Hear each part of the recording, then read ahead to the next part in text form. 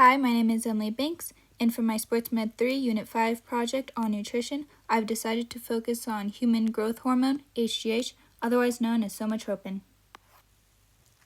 Known as growth hormone, somatropin, and human growth hormone, HGH, this is a natural peptide hormone in all humans and animals that helps in stimulating growth, reproducing cells, and regenerating cells. But today we will go into the not-so-natural side of HGH.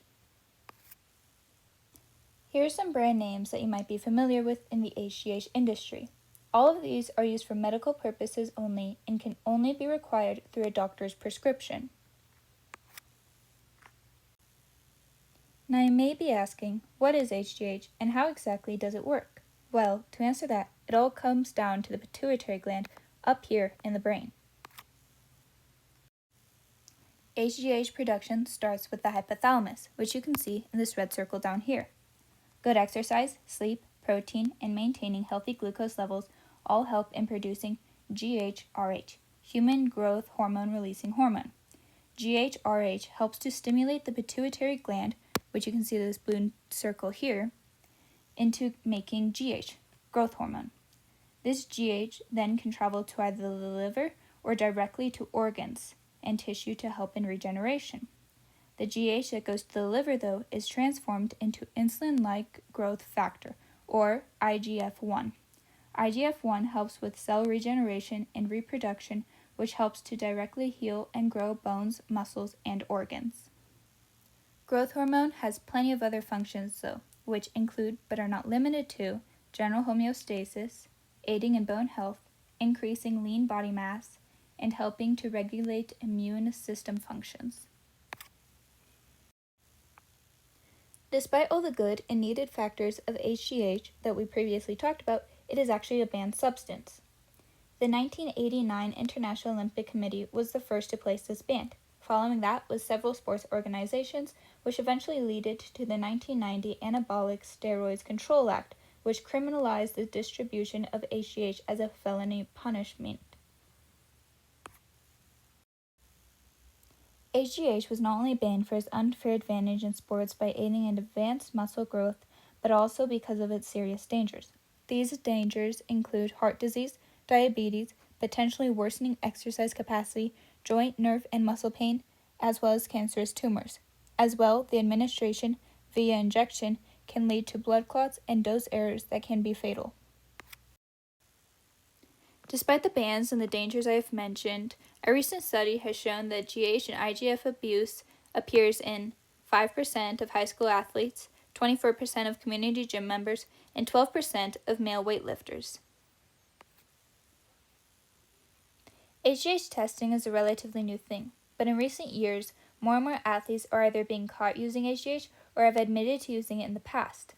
Baseball players are especially notoriously known for using HGH products, with names such as Mark McGwire and Mike Jacobs having been on that list.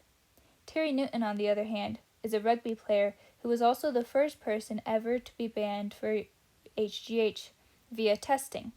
This is because tests were previously thought to be inaccurate. Reasons why these athletes used HGH in the first place was because of the drug's lean body mass, injury prevention, and muscle enhancement properties. Now, it may be a wonder in how so many people are able to get their hands on HGH in the first place, with it being a banned product and all. But HGH is actually a remotely common medicine for a variety of illnesses, which include HGH deficiencies, which there is a connection to things such as concussions as well as other things. Idiopathic short stature, which means a person has to be more than 2 standard deviations below the corresponding mean for their given age. Physiological wasting from HIV and AIDS, where a person typically loses about 10% of their body weight. As well, HGH helps in increasing bone density, muscle mass, exercise capacity, and decreasing body fat.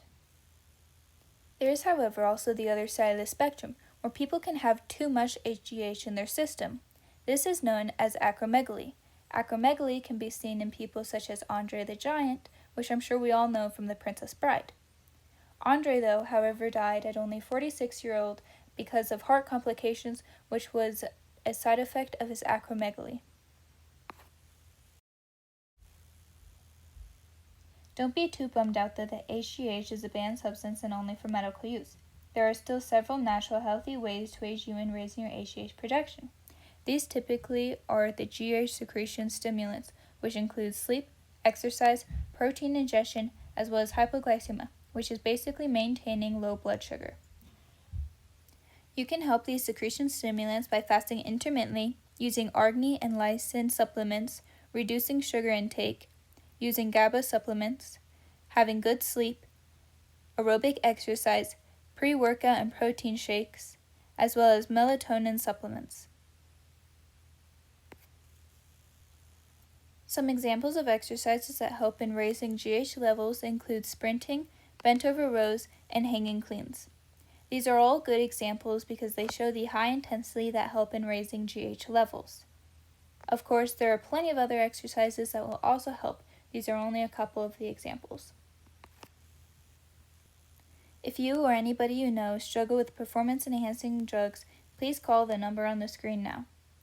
Otherwise, that's all I have for you guys. Thanks for watching.